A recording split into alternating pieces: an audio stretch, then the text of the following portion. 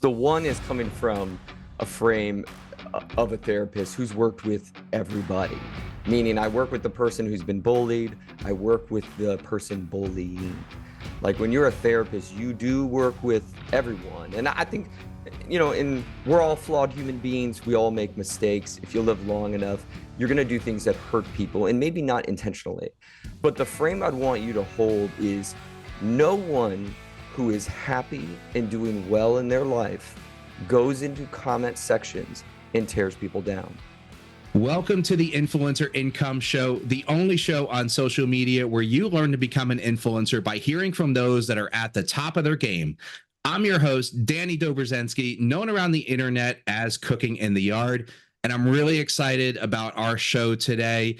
We have Justin from A Modern Therapist with us to talk about healthy relationships with social media and dealing with everything that social media has to offer from an off-screen content perspective. Justin, so great to have you with us today. Thank you so much for joining. Yo, Danny, great to be here. Thanks for having me.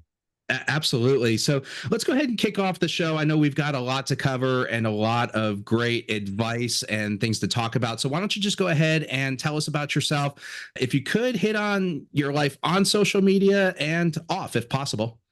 Yeah, so I'm a licensed psychologist living down here in South Florida. I have my own private practice that I share with my partner, who's also a psychologist. So we drive each other absolutely nuts, which is obvious. I mainly work with teens and young adults, depression, anxiety, trauma, but I also create a lot of content for social media, talking about all things mental health, with my main aim on social media is just to reduce stigma and provide information surrounding mental health. Excellent. And you are an influencer in your own right. Can you talk to us about your accounts and your follower accounts and what your social media journey has been like thus far? Yeah, it's definitely been a journey with lots of ups and downs. But yeah, I started right before the pandemic with the only goal of sharing some of this knowledge I've been so privileged to have. I knew I was going to be starting a private practice and I wanted to kind of just offer some general mental health information. And for a while, I was like, why not just post some of this to YouTube? And I had a friend who actually told me, it's like, hey, you should try out this TikTok app. And I was like, man, I'm not that good of a dancer. Like, I don't think that's gonna work out for me. And this was literally a few months before the pandemic started. And I posted a few videos there and they really took off. And since then, on TikTok and Instagram, I've gotten a pretty good following of people who are interested in mental health, many of which suffer from mental health difficulties that are ongoing. A lot of mental health professionals follow me as well. And it's been interesting because I started out providing information about mental health, and then it started, kind of moving to me talking about my own mental health as a mental health professional, as a human being that, we're all going to go through ups and downs with our mental health. We never perfect it. It doesn't matter what degree you have by your name. And so it's been a journey of like information to authenticity. And now I do a lot of things involving humor because I think that's something sort of lacking in the mental health space. Mental health is really serious, but at the same time, if you've ever been in therapy, therapy brings all the emotion. It's serious sometimes, you're laughing the next. So I'm just trying to represent what therapy and mental health really looks like. That's fantastic. And it's really, really needed. And one of the reasons in particular that I was so excited to have you on the show is the conversations with influencers in previous episodes usually leads down a path to mental health in one form or another. Anyone listening to this who is on social media or spends a fair amount of time on there knows the ups and the downs, the swings of emotions are just absolutely wild sometimes. And as an influencer, as a content creator, you never put out content, or you never want to put out content that's not going to do well. Myself on Cooking in the Yard, every time I create a piece of content, I'm hoping that it's going to get, 1 million or 10 million views on it, right? To do all the things to grow the business. And oftentimes that's not the case for something that's in no control of our own. And going back to previous episodes, what comes up often is, wow, that can really affect me, or that can impact me in not only my confidence in doing the job that I do, but am I providing for my family? Am I advancing my career? Am I growing that way? And that's one of the reasons why I was so excited to have you here, is to talk about the mental health aspect of being on social media. And I guess the first question that I would ask you is, when you think about social media overall as a whole, from your professional and clinical backgrounds, what does social media mean to you, in the specifically from the standpoint of the clients that you see? Is there overlap? Is there intersection of mental health issues that are either stemming from or being fueled by social media at this point?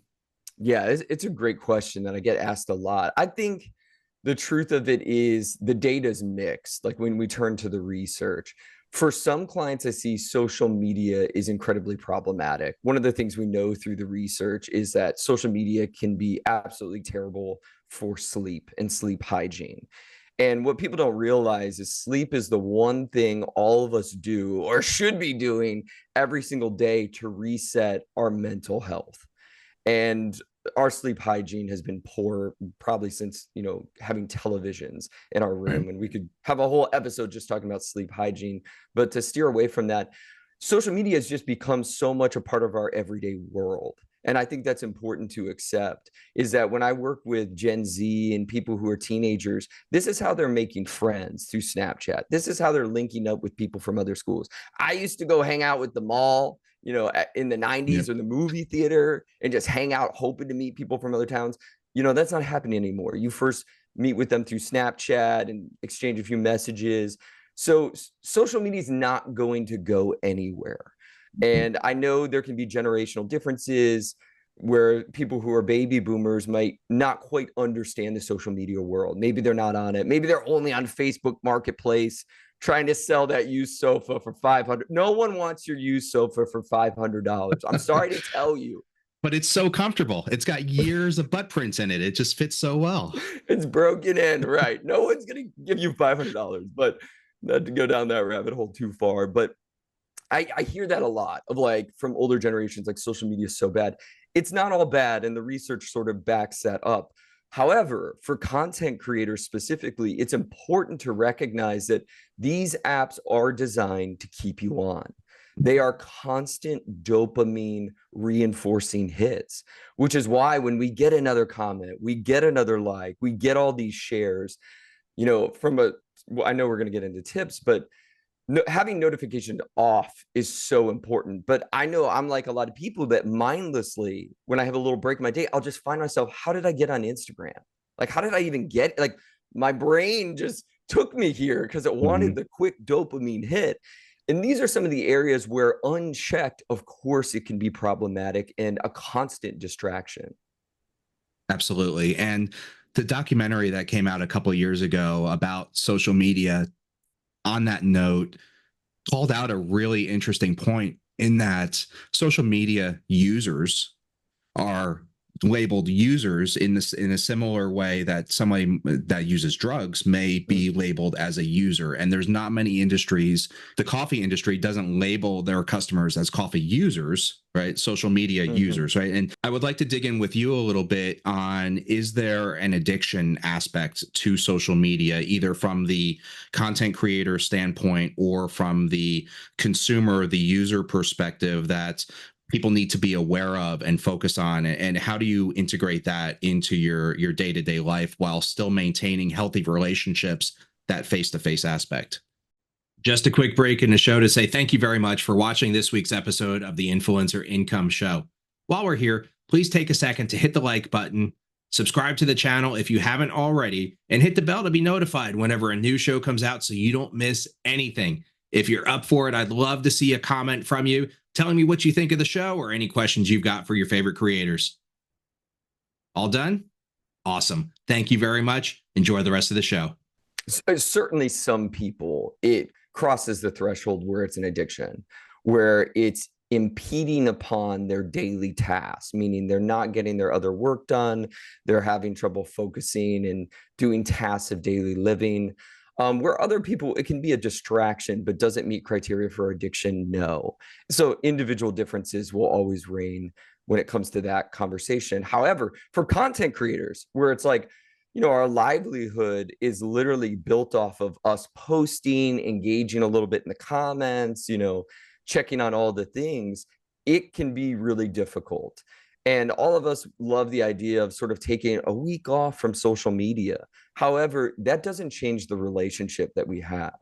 Mhm. And where I see specifically content creators having better relationships, they create boundaries for themselves, meaning you post a video. How long are you going to stay in your own comments for? And you hear the variability on this, but I like the idea of like maybe you respond to a few and then you move on. Mhm. All of us can stay in our comments all day long, especially if you're getting a lot of them, Right. replying to people, liking, giving more feedback. But at some point, you have to pivot to what got you into content creation to begin with. And for most of us, when you're sort of healthy, grounded in a good way, it's you wanted to create and share something with the world. You didn't want to live in a comment section debating people or going back and forth. You wanted to continuously create and share. And that's sort of the mindset that I think gets you out of the app and back into making sort of the next vid, which we could talk about as pressure and Mhm. stressful, but it sort of pulls you out of the reality that if you are a content creator, you do have to be creating, and just Mhm. sticking into watching other people. What are other people doing? Doesn't allow you to get into that creative process. That is some absolutely fantastic advice, and something, a part of that I've learned over the years is that there's a million different variables in social media as Mm. to how content performs. Does it do well? Does it not? And a lot of that oftentimes is completely out of our control. Right. And the best way to advance your social media career and your content is just make more content, make better content. And Justin, what you just said to us is you got into content creation because you want to make content, not because you want to fight with people and argue with strangers Mm. about things that don't matter in the comments. So stay focused on creating good content and research and understand what the trends are and what your audience wants to see, and just do more of that. And then that's going to help you more than arguing with people that you don't know about something that doesn't really matter in the real world, and is only going to set you back both from a mental health standpoint and also your content, because you're losing time on creating new content. Absolutely fabulous advice. I think for new creators and seasoned creators alike, it's something that's, given all of the things that are actually out of our control as content creators, it's something to stay mindful of and be focused on. So that is an absolute nugget of gold. Thank you very much for sharing that. Yeah, of course. You said it really well right there. And all of us want to feel a sense of control. And you're right. Like when we feel out of control, that's when we get hopeless and we're like, why, I'm not creating another piece of content because this one performed badly. But you're right. If I've learned anything in this content creation is I have no idea why my videos go viral. I'm just going to put it out there. And I know there's someone out there right now selling you 10 tips, and those 10 tips may be helpful. But I'm just telling you from my perspective, for 5 years of posting almost every day, the videos that go viral for me are never my most liked. They're never the ones I work the hardest on. Mhm. It's random. Yep. So again, and not to diminish the tip thing, but for me, I've come to an acceptance of stay focused on your main thing. And the main thing is putting out mental health content that reduces stigma, and just always move on to the next video. Right. And what you just hit on is largely the basis for this show. Notice we're not going to talk about which hashtags to use or best time of day to post.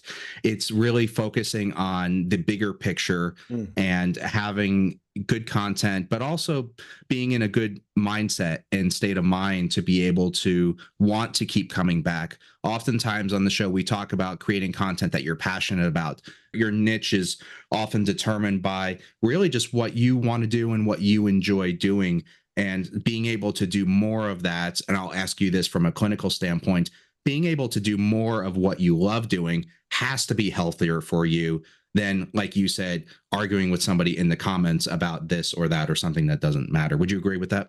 I totally agree. And the thing I remind people is to think about how many people do you think change their mind within a comment section on social media? It's not to say it never happens, Right. but the likelihood is so low. I'm a therapist that sits with people to create change in their life, changing their mindset, their patterns, their behaviors. It takes so much work in one-on-one psychotherapy, the trust, the vulnerability. Do you think you have any of that in a little comment section on Instagram? No, like the odds of it are so slim. Don't waste your energy. And again, there's a time where all of us sort of want to set a boundary or defend ourselves. That's fine. But I just want you to know how hard change is, and that the odds of you doing that, again, in a few text words on social media, is so low. But back to your main point, which is it is about sharing your joy at the end of the day. And the people I see that have been in this for a long time, they over and over again find the joy in creating and sharing with the world. And Mhm. sometimes it changes paths slightly. Sometimes it's this new angle or this new series they're working on, but they constantly feel excited. I don't, as much as I love the people that jump in my comments and that, you have a cool, quick few exchanges, it's not the same as going into and creating a video and then sharing it outward. Like that is the process, not, again, back forth in the Mhm. comments. Yeah, and I would also add that the number of emojis that are used, whether good or bad or ugly, probably doesn't work anymore to change people's minds. So that's that's something else. It's really funny that you say that, and I can tell that you're coming to this with the social media experience as well, because I've oftentimes said that to people in the comments, right? And I'm the person that, I fully believe everybody's got their own opinion. Social media is a very public place. If you want people to hear your opinion, that's fine. When it comes to the point of arguing with somebody or personal shots or the oftentimes negativity, for me anyway, that's when it crosses a boundary, and then I may go ahead and block that person or things like that. You mentioned the joy that comes from creating content. For me personally, and I think a lot of our audience would agree, being able to take something from zero, create something, all the hours of blood, sweat, and tears that goes into editing and coming up with the captions and everything, and then putting it out there it's a really great process. And for me personally, again, that's why I try to do it as much as possible. There is a flip side to that coin, though, is what we kind of been alluding to and talking about on the fringe aspect here is the negativity and the toxicity that can come with that as well. And for whatever reason, we won't get into a number of changes that have happened socially over the last decade or so, but where I think a lot of people think that that's okay. And Mm. I somebody would never walk up to me in the street and say that to my face, but hey, fair game in the comments section. You put this out there, so let's take shots at you, sort of thing. What advice would you give to both seasoned and new and up and coming content creators on how to deal with that and how not to take that away from that momentary interaction on your phone to take that back to your personal life or your non quote unquote social media life? Yeah, I have a few different thoughts on this. The one is coming from a frame of a therapist who's worked with everybody, meaning I work with the person who's been bullied, I work with the person bullying. Like when you're a therapist, you do work with everyone. And I think, and we're all flawed human beings. We all make mistakes. If you live long enough, you're going to do things that hurt people and maybe not intentionally. But the frame I'd want you to hold is no one who is happy and doing well in their life goes into comment sections and tears people down. I've never, and again, I go through my lows and all this. I've never woke up one day and thought, you know what I'd love to do? I'm having a great morning over here. I'm gonna go in here and rip someone apart for how they look, their content, this or that. These people are suffering. I promise you. And holding that frame allows you to not get stuck in their stickiness. And for me, it often gives compassion because, again, I have a lot of people following me. They're going through their own mental health difficulties and they'll pick at me for all the things, the way I look, the way I said something, just again, picking you apart, which happens when you post to the whole world. But it's remembering that this person's likely suffering and having a hard time. So you don't have to get in a wrestling match with someone who's already struggling. There's one other thing I'd like to add that really helped change my reference. Marcus Spears, who is a great commentator over on ESPN, was talking one day about social media, and he's sort of advising rookies not to, be wrestling in the comment section. But he was like, the thing I remind myself is 10 seconds ago, I didn't even know you existed in the world. And it was just one of those quotes. I think all our wisdom comes from somewhere. But it was one of those quotes that I'm like, dang, that's so true. And if 10 seconds ago you didn't know this person existed, why are you putting energy into them right now? Yeah. Yeah, that's a fantastic comment. Marcus Spears, Swagoo. I actually did a brand deal with him a couple of years ago. Super cool guy. But that's absolutely fantastic, feedback and advice. And I think what I would personally add on to that as well is 10 seconds from now, I'm not going to remember that person, I'm not going to be thinking about that person unless I let them. Right. So being able to almost build that callus in a sense in your mind of, okay, I'm not going to let this get to me. I think that's really important for content creators to develop over time, is that you have control over this. There's a lot of things that we don't have control. We talked about it earlier in the episode of, we don't have control over the visibility, the views, the shares, the likes. We have control, and we can control what we can control in this world that's, I'm only going to let somebody get to me for so long, and then I'm going to move on, and I'm going to go about my life and create more content or spend time with my kids or do whatever makes me happy. And I think your comments around, look, we're all flawed, nobody's perfect. I myself have felt that at times where I've had to kind of check myself, and I would never go into somebody's comment section and make comments about, some of the things that you mentioned. But there have been times where people have come at me, and we all have bad days, right? The dog throws up on the carpet, the car breaks down, whatever, and it's just like, okay, this is my moment to make all of that right. And it's something that we have to keep check on as well from a career aspect, because all it takes is one comment to get us blocked, or one person to go on a rampage, and then it could be a career ender. And from the human standpoint, it's one thing as well. But from a social media and a career standpoint, when we're placing all of our chips in the middle of the table and saying, this is the way we're going to go, why would we potentially do something detrimental to cause that to go another way? And I think what you're telling us here is absolutely fantastic. And keeping that right mindset helps a lot. And it's a tremendous way to advance your social media career. With that said, Justin, when people are thinking about negative people, negative comments that are showing up, what advice would you give them on ways to not take that off of social media and back to their real world, quote unquote?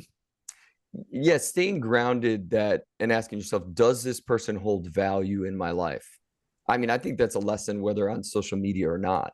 Because the reality is, I can be driving to Dunkin' Donuts an hour from now. I need another coffee this morning, if I'm being honest. But I could be driving there an hour from now, and somebody in the car can be ranting and raving because I didn't hit the gas exactly when it turned green.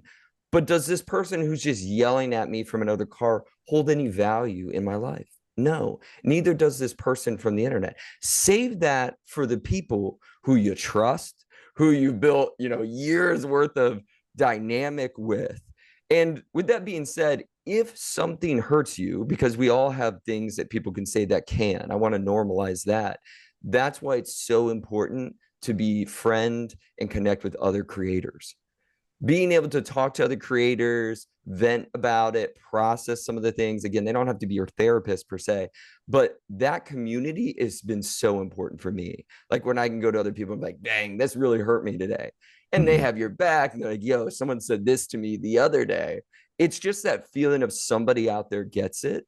Yeah. And it's okay for a moment, if it gets through the chink in the armor, because we are human. And there's sometimes, I'm with you, there's days where I'm like not in the best headspace and someone says something, but that's when you turn to others for support. We can't do everything alone. And sometimes content creation can feel like you're on an island. And I encourage you, create your community, create your tribe, create your people that you can engage with and talk about the realities of this through. That is like our group therapy. Yeah. Having that person to vent to, that understands literally from a minute by minute perspective what's going on can be very, very helpful.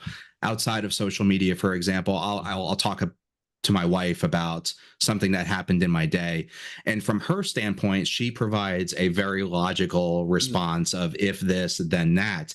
And oftentimes I find myself saying, yeah, but it's not that simple, or it doesn't always go that way, that sort of thing. And having your tribe on social media, your other content creators, has been invaluable for me to have that outlet to vent about in a number of other different ways. Hey, I think I'm getting screwed on this brand deal here. I know you've worked with them before. How did that go? That sort of thing. But the opportunities are endless to improve yourself by having people close to you that understand what you're going through on a day-to-day basis. And I think that's excellent for people to hear. If we change gears here just for a little bit, the concept of mental health, to me, and I'm going to ask you this for your professional opinion, because I'm clearly not a professional and clearly not giving any advice on mental health here. I will leave that to the professionals to do. For me, the dopamine hits, as you mentioned earlier, they come faster, they come harder, they are better when content is doing well.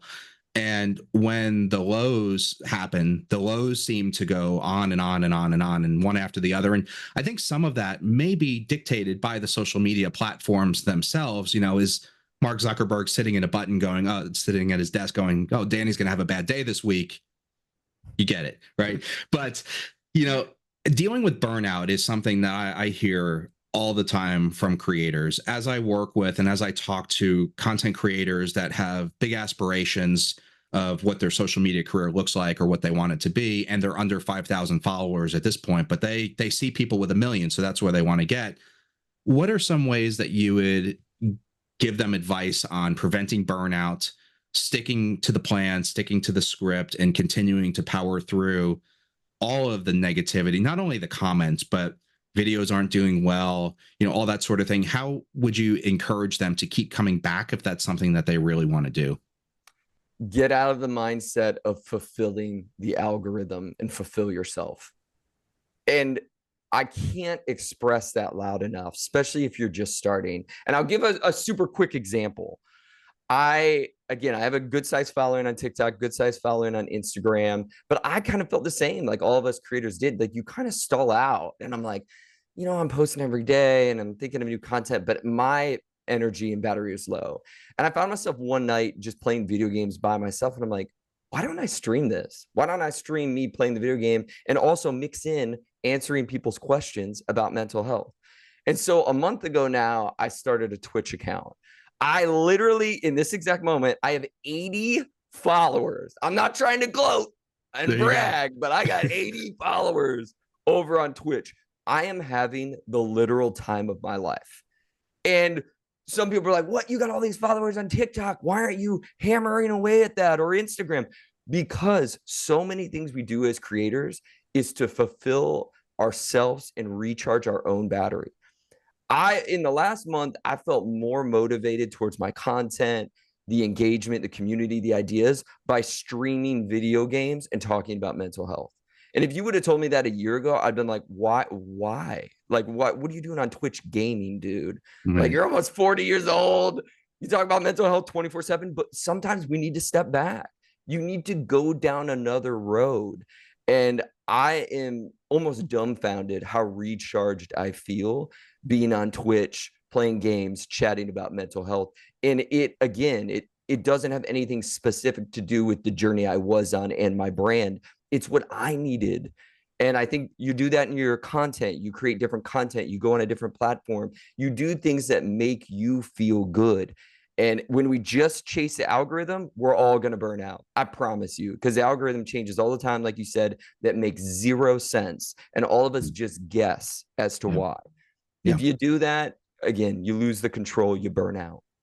And I think that's something that once you accept and kind of admit to yourself as a content creator, in that there's really only one person or one group coming out ahead in this entire thing, and that's Meta, that's TikTok, that's, they are, to call it what it is, using content creators to feed the machine, to keep people on there, to bring the users in, to serve them ads, to make money, to boost ad revenue. And they hold all the chips. So doing what you love to do and being happy with that and fulfilling that from a day-to-day basis is a great way to take care of yourself and not worry about completely serving the machine, so to speak, with this, and having more of that control back in your life. And I think that's excellent advice for people to hear, whether you've been doing this for 10 years or whether you're thinking about posting that first video on social media. Justin, at this point, we've talked about a lot. We've covered, the mental health aspect of being on social media, how you keep yourself engaged, how you deal with the negativity and the trolls in the comments. At this point, I'd kind of like to turn the tables just around to you just a little bit. Is there anything that you would like to promote or talk about, or things that you're working on right now that you would love for our audience to hear and know? I appreciate it so much. Yeah, I really enjoyed the conversation. But yeah, I mean, across social media, I'm a modern therapist. If you want to be the 81st follower over on Twitch, you can find me at Dr. Justin Puder. But I'm also on an awesome podcast that we post every week called Welcome to Group Therapy. It's me and 3 other amazingly smart, intelligent mental health professionals. And we talk about everything mental health under the sun. So that's Welcome to Group Therapy. But yeah, whether I see you in a gaming live, one of my other mental health lives, or in the comments, I would love to engage with you, because we all got mental health. We all go through lows, whether you're a content creator or not, but we have to talk about it. We have to recognize it. And that's the most important part. Absolutely fantastic advice coming from Justin.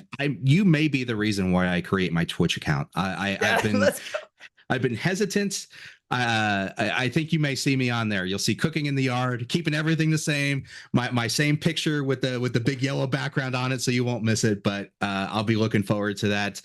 You can hear all of this interview on our YouTube channel. You'll be able to see the video stream of that as well. Find the audio podcast on all audio podcasting platforms. You'll be able to find Justin's social links and about him on influencerincomeshow.com. I will have everything linked there. Justin, thank you so much for being with us today. It's been a pleasure. I think what you've been able to share with our audience will be game changers for a lot of people in keeping their mind set in the right direction to be successful on social media. Thank you so much. Thank you, Danny. Thank you for tuning into this week's episode of the Influencer Income Show. Head on over to influencerincomeshow.com, where you'll find all the video streams of the interviews that we've done on the YouTube channel right on the website. Also, get the audio podcast on all major streaming platforms. Be sure to like, follow, and subscribe on all the platforms you watch and listen on. It really helps the show, and I would really appreciate it. See you next week.